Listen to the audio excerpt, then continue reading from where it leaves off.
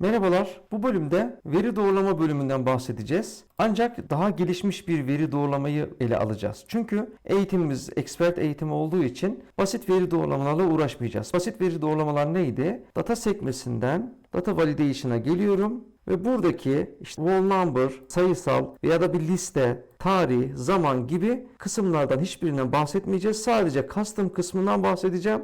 Custom kısmında Excel'deki kullandığımız formülleri yazarak kişiselleştirilmiş bir veri doğrulama kullanacağız. Bununla ilgili 3 tane örnek yapacağım. Birincisi, listemizde mükerrer kayıt girişini engelleyen bir formül yazacağız. Önce ekran üzerinde burada hazırlayacağım. Sonra veri doğrulama ekranı yapıştırıp çalışıp çalışmadığını kontrol edeceğiz. İkinci örneğimiz, tarih alanına sadece gün, ay, yıl formatında değer girmesini sağlayacağız. Bunun dışında sayısal ya da metinsel değer girişine izin vermeyeceğiz. Üçüncü örneğimiz son ise ad soyad kısmına sadece büyük harf veri girişini sağlayacağız. Olası metinsel değer ya da sayısal değer girişine engel olacağız. Hazırsanız hadi başlayalım.